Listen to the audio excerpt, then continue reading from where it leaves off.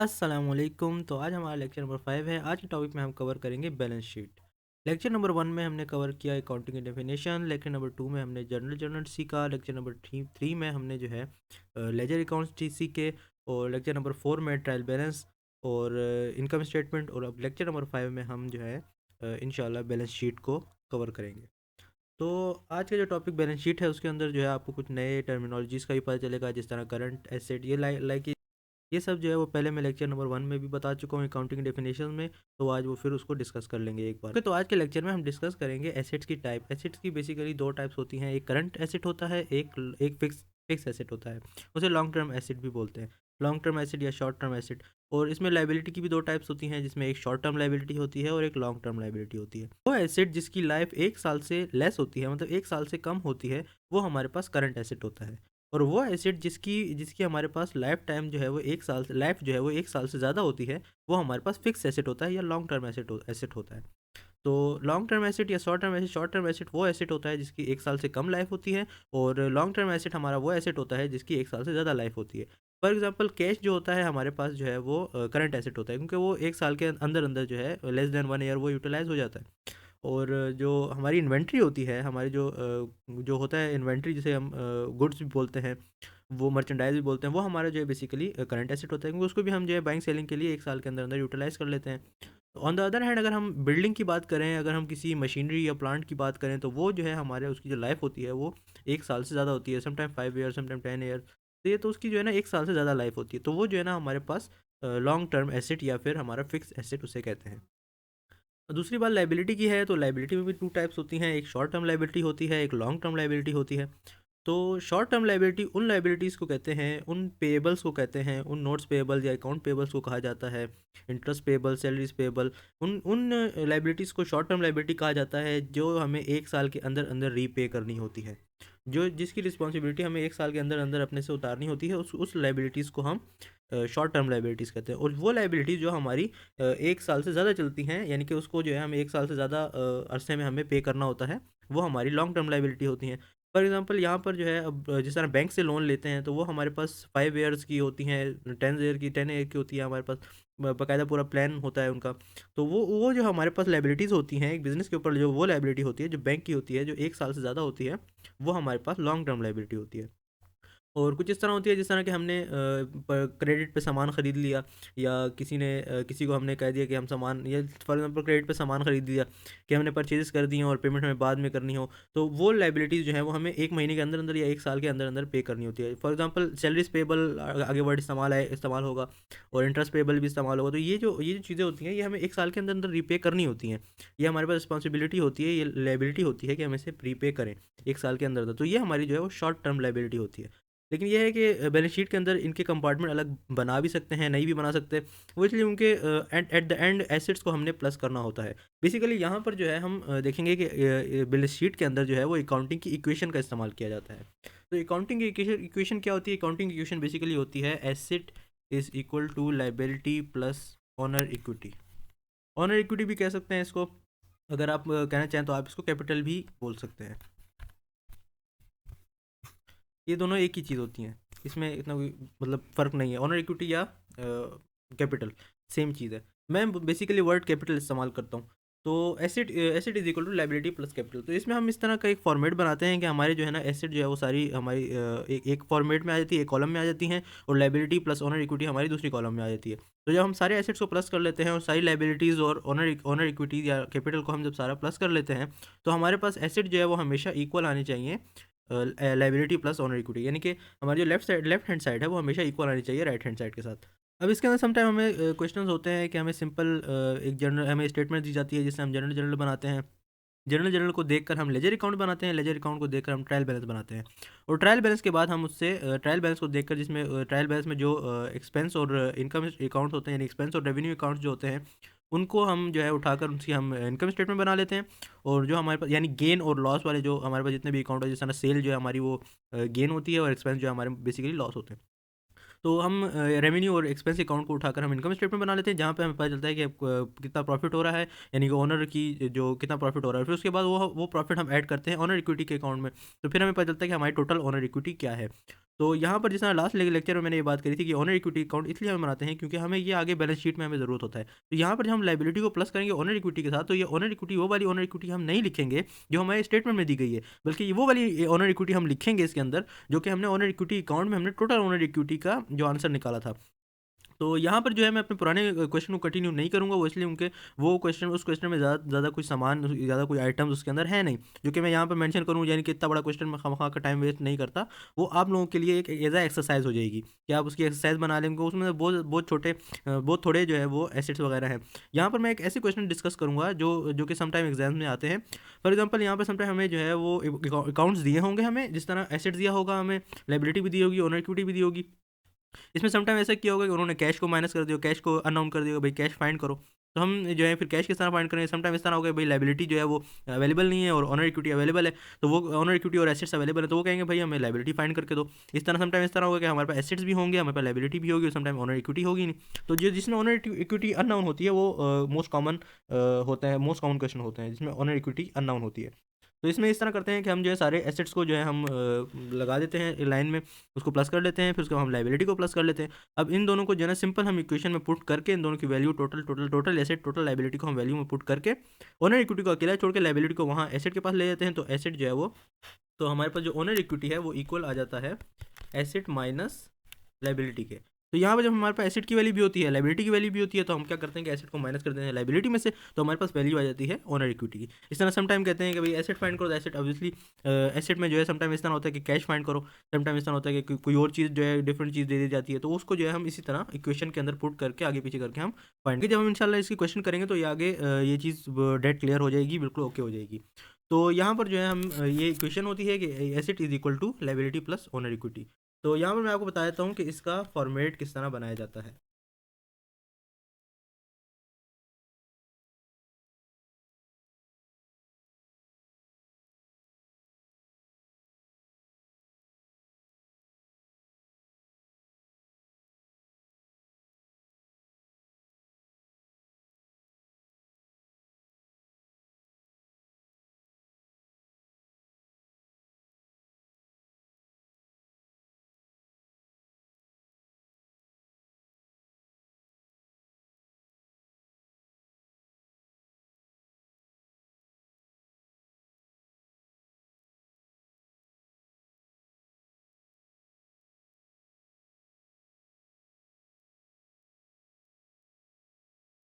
तो इस तरह जो है हमारा फॉर्मेट बैलेंस शीट का बना लिया जाता है। सबसे नंबर वन पे कंपनी का नाम होता है, उसके बाद बैलेंस शीट होता है, फिर उसके बाद डेट होता है।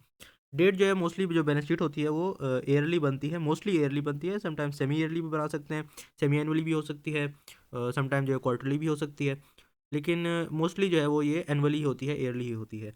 तो सबसे पहले जो है कंपनी का नाम आता है, फिर बैलेंस शीट, फिर डेट मेंशन की जाती है। इसमें पहला कॉलम जो है हमारे पास एसेट्स का आ जाता है, इसमें पहले हम मेंशन करते हैं फिक्स एसेट को, फिर उसके बाद हम मेंशन करते हैं करंट एसेट को। जैसे मैंने बताया फिक्स एसेट हमारे पास वो एसेट्स होते हैं जिनकी लाइफ जो है वो 1 साल से ज़्यादा होती है। करंट एसेट हमारे पास वो वाले एसेट होते हैं जिसकी लाइफ हमारे पास 1 साल से कम होती है। फिक्स एसेट को यहाँ पर नॉन करंट एसेट भी बोला जाता है, लेकिन मैं वर्ड फिक्स यूज़ करूँगा कि ये ज़्यादा सूटेबल है। इसके बाद जो है दूसरा कॉलम जो है अमाउंट का होता है, जहाँ पर हम एसेट्स की अमाउंट लिखते हैं। फिर यहाँ पे जो है थर्ड कॉलम जो होता है हमारे पास लाइबिलिटीज़ का होता है। लाइबिलिटीज़ में हमारे पास सबसे पहले आती है short term liabilities. Short term liabilities वो लाइबिलिटीज़ होती हैं जो 1 साल के अंदर अंदर हमें रीपे करनी होती हैं, जो 1 साल से अंदर अंदर हमारे ऊपर रिस्पॉन्सिबिलिटी होती है उसे रीपे करने की। इसके बाद जो है वो लॉन्ग टर्म आ जाता है। लॉन्ग टर्म लाइबिलिटी वो लाइबिलिटीज़ होती हैं जिन्हें हमें 1 साल से ऊपर जिनकी हमें पे करना होता है, जिनकी जो लाइफ होती है वो 1 साल से ऊपर होती है जिन लाइबिलिटीज़ की। इसके बाद जो फोर्थ कॉलम है वो अमाउंट का है, और नीचे जो है हम कैपिटल को मेंशन कर देते हैं। कैपिटल को साथ भी मेंशन कर सकते हैं, ऊपर वाले कॉलम में भी मेंशन कर सकते हैं, लाइक लाइबिलिटीज प्लस कैपिटल भी लिख सकते हैं, लेकिन नीचे भी मेंशन कर सकते हैं। ये चीज़ अलग अलग कर दें तो ज़्यादा जो है वो कंफर्टेबल होगा, ज़्यादा अच्छा सही से समझ आएगी चीज़। तो यहाँ पर मेरे पास कुछ क्वेश्चंस पड़े हुए हैं। वो क्वेश्चन इस तरह है कि उसमें जो है हमें एसेट्स दिए हुए हैं हमें, और उसमें से हमें बताना है कि फिक्स एसेट कौन सा है, करंट एसेट कौन सा है, और सिंपल हमें पुट करनी है, और एक चीज़ उसमें अननोन है और वो फिर हम फाइंड करेंगे। तो क्वेश्चन देख लेते हैं यहाँ पर। तो यहाँ पर ये कहते हैं कि भाई shown below in the random order is a list of balance sheet item for Red River Farms at September 30 2020 2001। तो यहाँ पर अगर हम देखें तो यहाँ पर इसमें कंपनी का नाम क्या आ जाएगा, यहाँ पर कंपनी का हमारे पास आ जाएगा रेड रिवर फार्म्स। सही, और फिर उसके बाद बैलेंस शीट आ जाएगी, और इसके डेट की जगह आ जाएगी 13 सितंबर 2001। तो इसको एडजस्ट कर लेते हैं, ज़्यादा समझ आ जाएगा अच्छे से। कंपनी का नाम हमारे पास था रेड रिवर,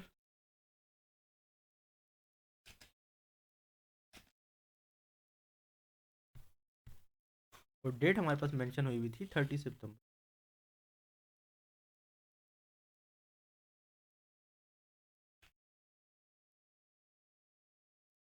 30 सितंबर 2001, काफ़ी पुरानी डेट मेंशन है।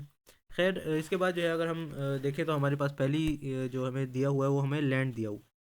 तो लैंड के अंदर जी उन्होंने हमें वैल्यू बताई है 5,50,000 डॉलर। सही है। तो लैंड बेसिकली जैसे कि मैंने बताया कि लैंड हमारे पास एक लॉन्ग टर्म एसेट है, एक फिक्स एसेट है, एक नॉन करंट एसेट है। वो क्यों हमारे पास नॉन करंट एसेट है? वो इसलिए क्योंकि इसकी लाइफ टाइम काफ़ी ज़्यादा होती है, ये कोई एक साल के अंदर अंदर यूटिलाइज नहीं होता। लैंड जो है हमारे पास जो है जब तक मतलब लाइफ रहती है, जब तक हम खुद इसको जो है डिस्पोजल करना दें या कोई सेल ना कर दें, तब तक लैंड हमारे पास रहता है। तो यहाँ पर जो लैंड है हमारा वो फिक्स एसेट है, तो हम इसको फिक्स एसेट के अंदर सिंपली मेंशन कर देंगे। क्या वैल्यू है इसकी? 5,50,000। तो हम यहाँ पर इसको मेंशन कर देंगे।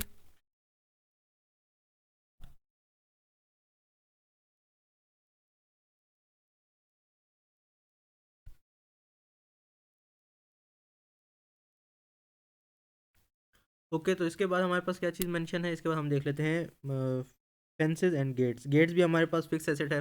इसके बाद जो है वो बार्स एंड शेड्स हैं, शेड्स भी हमारे पास फिक्स एसेट है। क्योंकि एक बार जब अब ये रिवर है तो इसको भी हमने ये माइंड में रखना है कि ये जो रेड रिवर फॉर्म के बारे में ये बात हो रही है। तो अब एक एक रिवर फॉर्म के लिए जो होता है वो बेसिकली उसका लैंड जो है वो फिक्स एसेट होता है, क्योंकि उसने जो है ये कोई आज या कल का बिजनेस तो है नहीं, उन्होंने चलना है, साल साल साल चलेगा ये बिजनेस।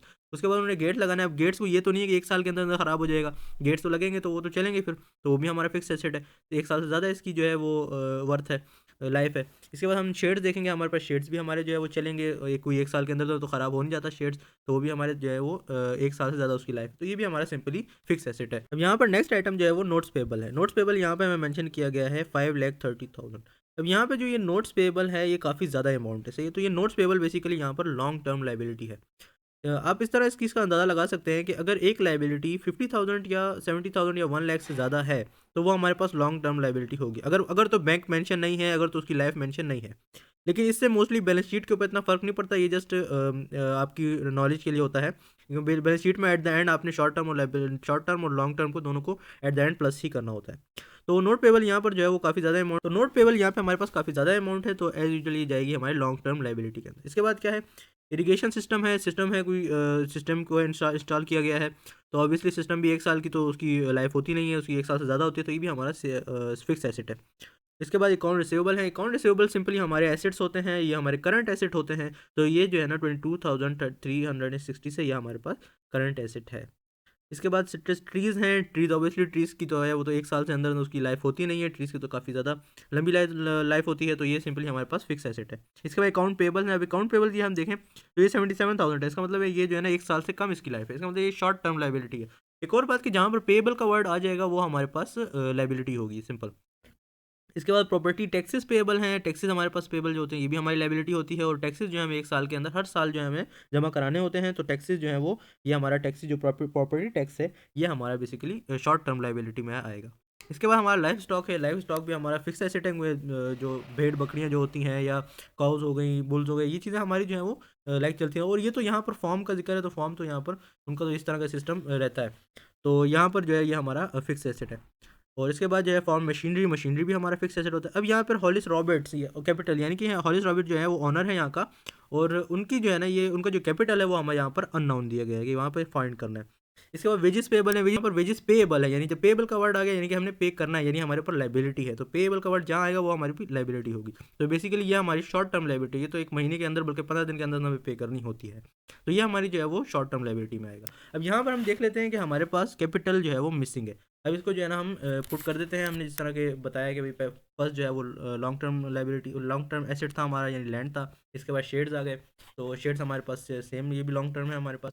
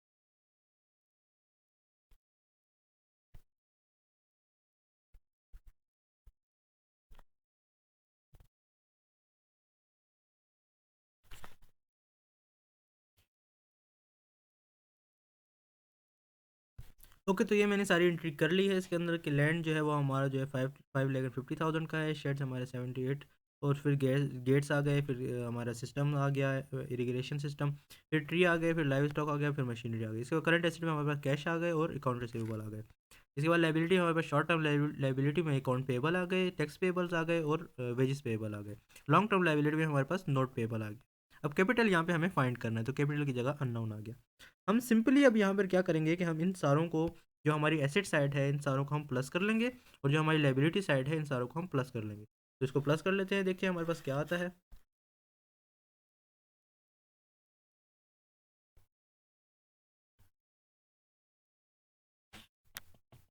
ओके, तो यहाँ पर हमने सारे एसेट्स को प्लस कर लिया है, तो हमारे पास वैल्यू आ रही है 9,44,760। तो अब इसी तरह जो है हम लाइबिलिटी को भी, सारे लाइबिलिटी को भी प्लस कर लेते हैं, देखते हैं हमारे पास क्या वैल्यू आती है।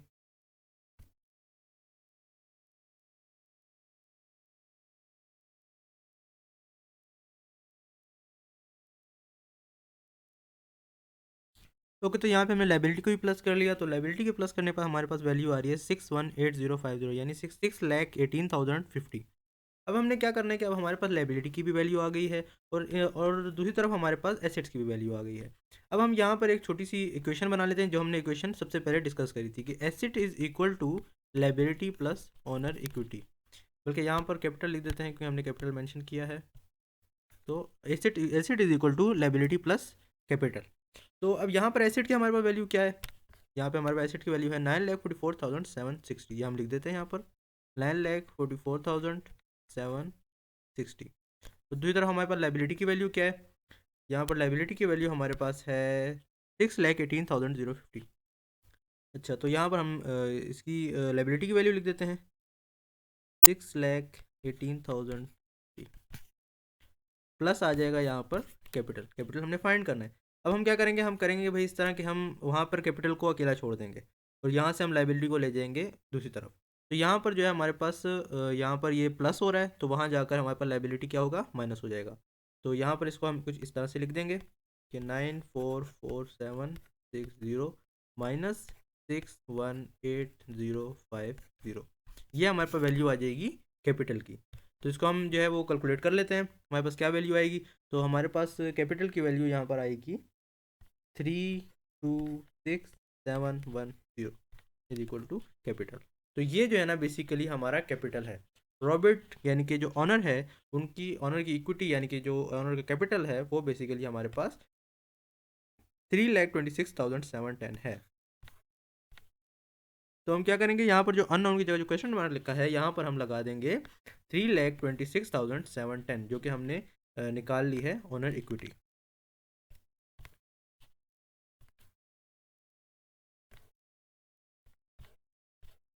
तो ये सारी हमारी कैलकुलेशन थी।